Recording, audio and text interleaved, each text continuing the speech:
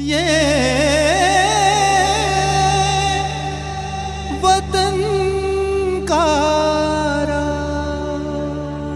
नमस्कार, वतन का राग कार्यक्रम में आप सभी का बहुत बहुत स्वागत है। खड़िया बोली में एक प्रचलित लोकगीत है जिसका भावार्थ है, सूर्य किरण की तरह तिलंगा किस दिशा से उभरा और कर गया सभी जनों की प्राण रक्षा तिलंगा।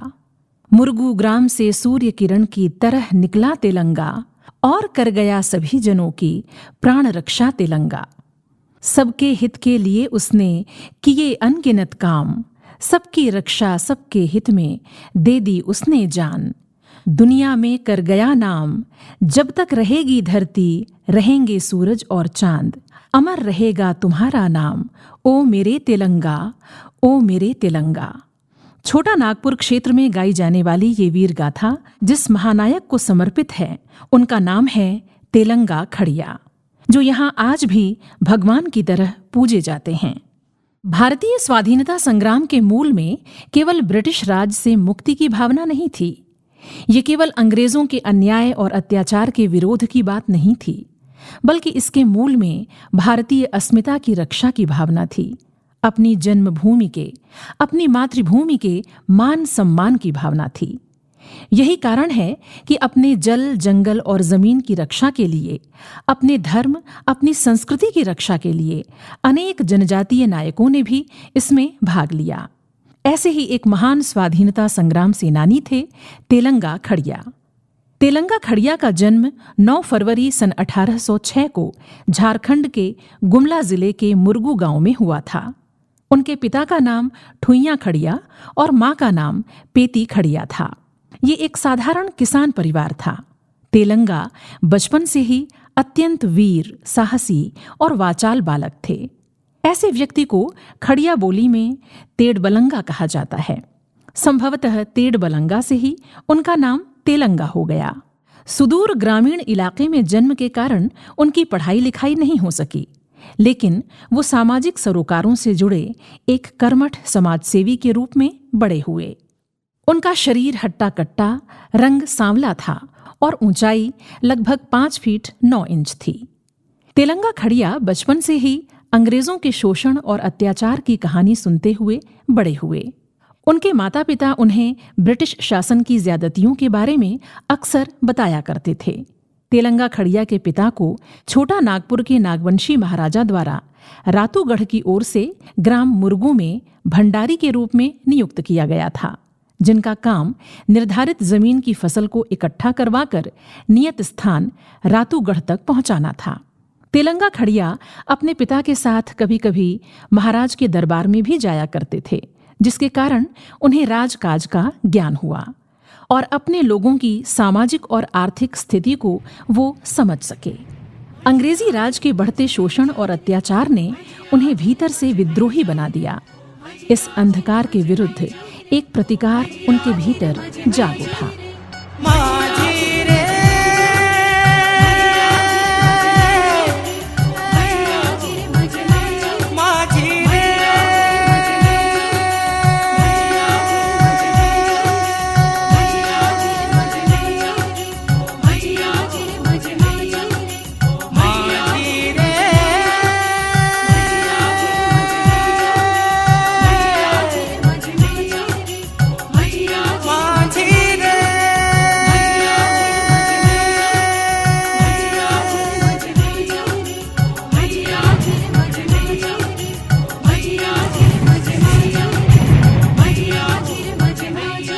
बादल भी गरजते हैं माझी, बिजली भी चमकती है माझी।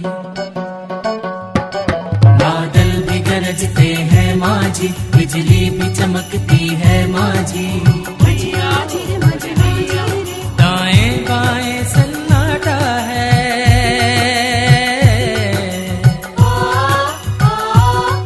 दाएं बाएं सन्नाटा है, रात अंधेरी है माझी।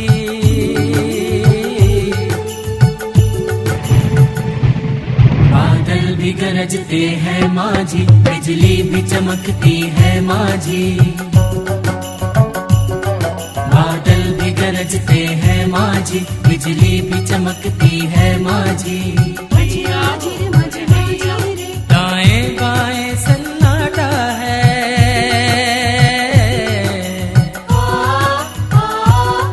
दाएं बाएं सन्नाटा है, रात अंधेरी है माँ जी।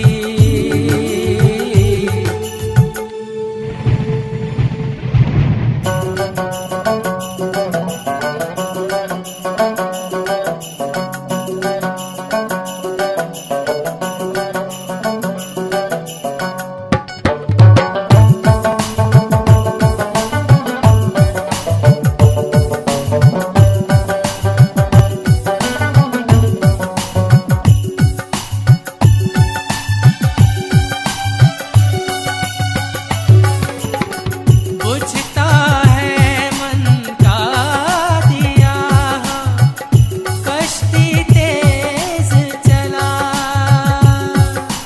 कश्ती तेज चलाओ माँ जी, कश्ती तेज चला, कश्ती तेज चला रे माँ जी। मंजर पे उदासी छाई है, आकाश का चेहरा उतरा है। मंजर पे उदासी छाई है, आकाश का चेहरा उतरा है। नदिया की लहरें कहती है,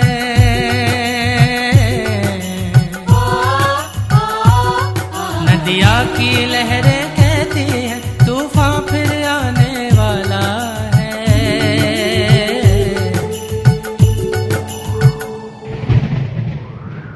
बादल भी गरजते हैं माँ जी, बिजली भी चमकती है माँ जी।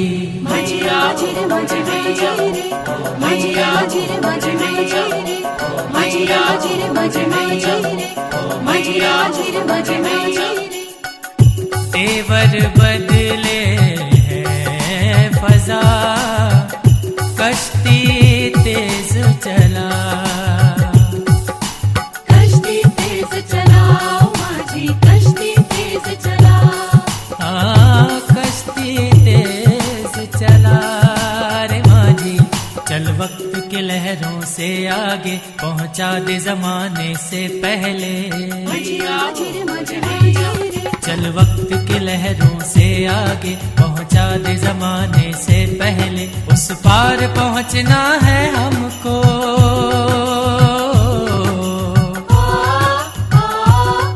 उस पार पहुँचना है हमको, तूफान के आने से पहले।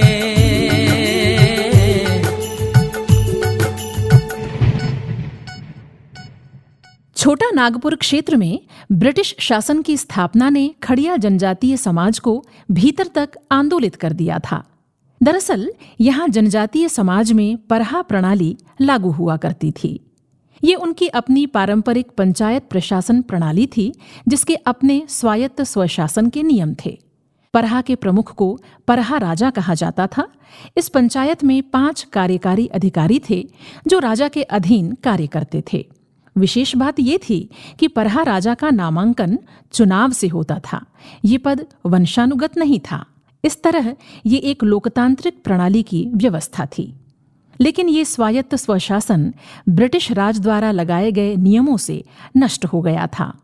अब इस जनजातीय समाज के लोगों को अपनी ही जमीन पर राजस्व देना पड़ता था, और अगर वो राजस्व देने में असमर्थ हो जाते तो अपनी जमीन से हाथ धो बैठते, और उसके बाद वो एक खेतिहर मजदूर की तरह जीवन यापन करने पर विवश हो जाते। इसके साथ ही ग्रामीण ऋणग्रस्तता भी एक बड़ी समस्या थी। गांव के साहूकार से लिए गए ऋण को चुकाने में जब ये लोग असमर्थ हो जाते, तब भी जमीन से हाथ धोना पड़ जाता था। और कई बार तो ये ऋण इन लोगों को अतीत से विरासत में मिलता और समय के साथ बढ़ता ही चला जाता, और आने वाली कई पीढ़ियां इससे ग्रस्त रहतीं। इस तरह इस समाज के लोगों की हालत दयनीय होती चली गई। तेलंगा खड़िया इस अन्याय और अत्याचार को सहन नहीं कर सके और उन्होंने एक युद्ध छेड़ दिया। गांव-गांव जाकर उन्होंने लोगों को जागरूक करना शुरू किया। ये वो समय था जब लोगों के बीच एकता नहीं थी। अंग्रेजों की नीति थी, फूट डालो और राज करो। तेलंगा खड़िया छोटा नागपुर के पूर्वी और दक्षिणी इलाके के हर गांव में गए और उन्होंने सभी वर्गों के लोगों के बीच एक समन्वय स्थापित किया और लोगों को एकजुट किया। धीरे धीरे उनकी प्रसिद्धि बढ़ने लगी, लोग उनका अनुसरण करने लगे। तेलंगा खड़िया ने लगभग 13 पंचायतों की स्थापना की। ये पंचायतें सिसई, गुमला, बसिया, सिमडेगा, कुम्हारी, कोलेबिरा, चैनपुर, महाबुआंग और बानो आदि क्षेत्र में फैली हुई थीं। तेलंगा खड़िया ने अखाड़ा बनाया जहां वो युवाओं को हथियार चलाने का प्रशिक्षण दिया करते थे। उनके मुख्य हथियार तलवार और धनुष बाण थे। तेलंगा खड़िया युवाओं को स्वस्थ और स्वाभिमानी बनाना चाहते थे। उनके संगठन में सुबह सरना का सफेद झंडा लगाया जाता था। सभी युवा सुबह पूरब दिशा की ओर मुंह करके घुटना टेक कर धरती माता, सरना माता, सूर्यदेव, महादान देव और अपने अपने पूर्वजों का स्मरण कर पूजा करते और इसके बाद शस्त्र प्रशिक्षण आरंभ होता। यहाँ वर्तमान सामाजिक स्थिति पर विमर्श भी होता। इस तरह उनके पास लगभग 1500 लोगों की सेना तैयार हो गई। इस सेना के साथ तेलंगा खड़िया ने ब्रिटिश राज के विरुद्ध युद्ध का बिगुल बजा दिया। फूको शंख ध्वजाएं फहरे,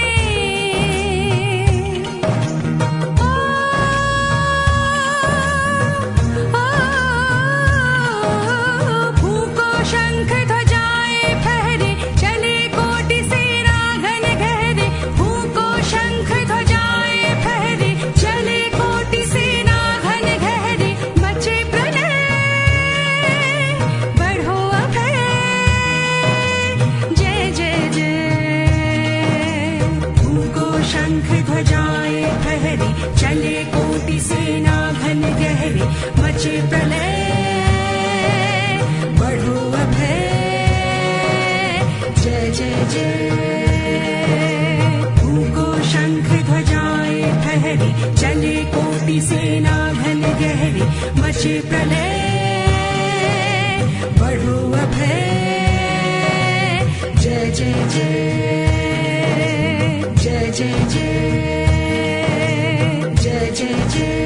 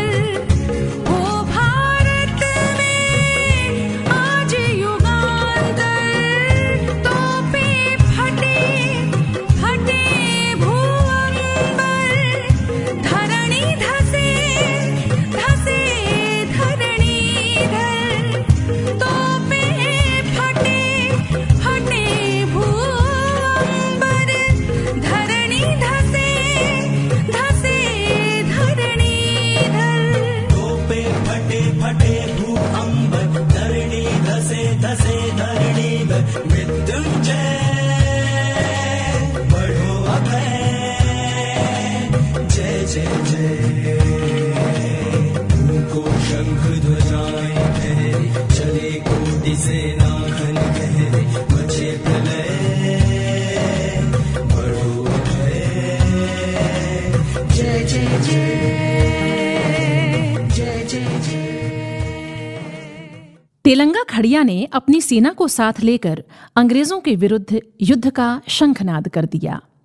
वो गुरिल्ला युद्ध शैली का प्रयोग करते। वो लगातार हमले करते रहे। उन्होंने अंग्रेजी सत्ता का साथ देने वाले बिचौलियों और ब्रिटिश राज के हर दूसरे प्रतिष्ठान पर हमला किया। ब्रिटिश बैंकों और सरकारी खजाने को लूटा। सन 1850 से 1860 के बीच छोटा नागपुर क्षेत्र में तेलंगा खड़िया के नेतृत्व में ये विद्रोह अपने चरम पर था। अंग्रेज इस विद्रोह से तिलमिला उठे। वो किसी भी तरह इस विद्रोह को कुचलना चाहते थे। इसलिए उन्होंने तेलंगा खड़िया के नाम वारंट जारी कर दिया। इस सूचना से तेलंगा खड़िया और अधिक सतर्क हो गए। उन्होंने अपने घर आना जाना भी छोड़ दिया।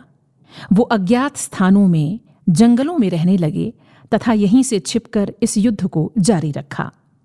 एक दिन वो बसिया थाना क्षेत्र के कुम्हारी गांव के पास पंचायत का गठन कर रहे थे कि स्थानीय जमींदारों और धोखेबाजों ने अंग्रेजों को इसकी सूचना दे दी।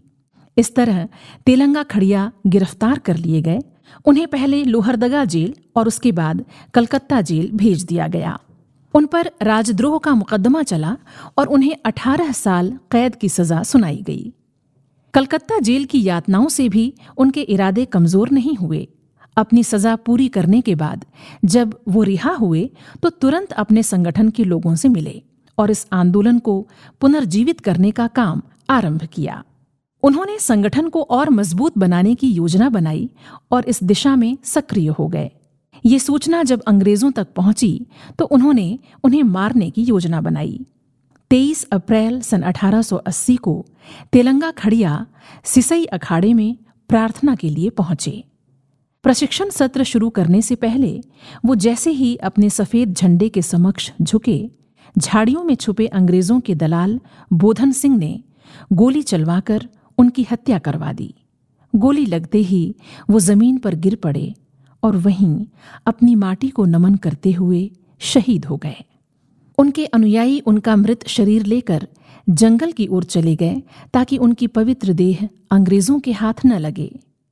कोयल नदी पार करने के बाद गुमला जिले के सोसोनीम टोली में तेलंगा खड़िया के शव को दफनाया गया। आज इसे तेलंगा टोपा टांड के नाम से जाना जाता है, जिसका अर्थ है तेलंगा का कब्रिस्तान। तेलंगा खड़िया की मृत्यु की सूचना सुनकर उस क्षेत्र में दुख की लहर छा गई।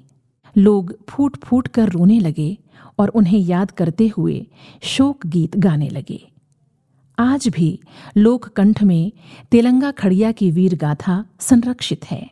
ये गीत आज भी यहाँ प्रचलित हैं और उनके समाधि स्थल पर लोगों का मेला भरता है। उनके अपने लोग उन्हें याद कर यहाँ उन्हें श्रद्धांजलि अर्पित करते हैं।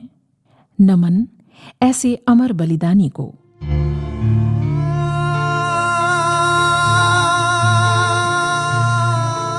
शहीदों के हुक्का असर देख लेना,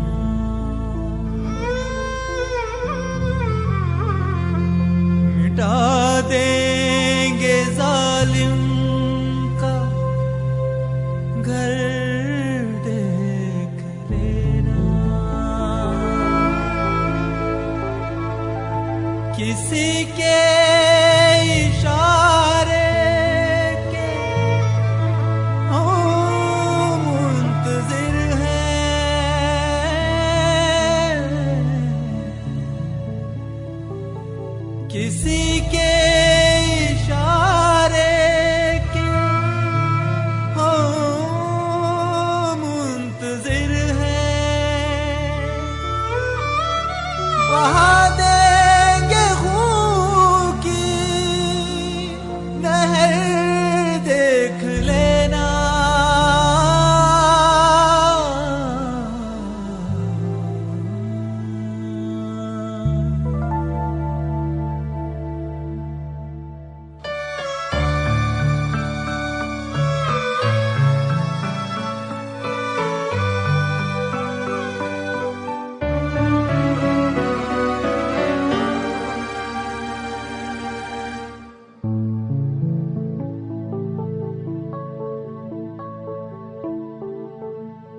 झुका देंगे गर्दन को हम ज़ेरे खंजर,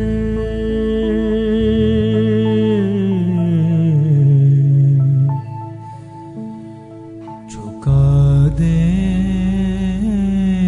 गर्दन को हम ज़ेरे खंजर। खुशी से कटाएंगे सर देख लेना,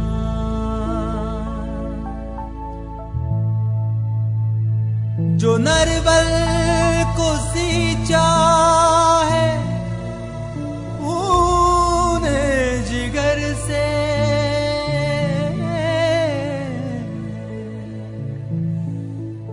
जो नरबल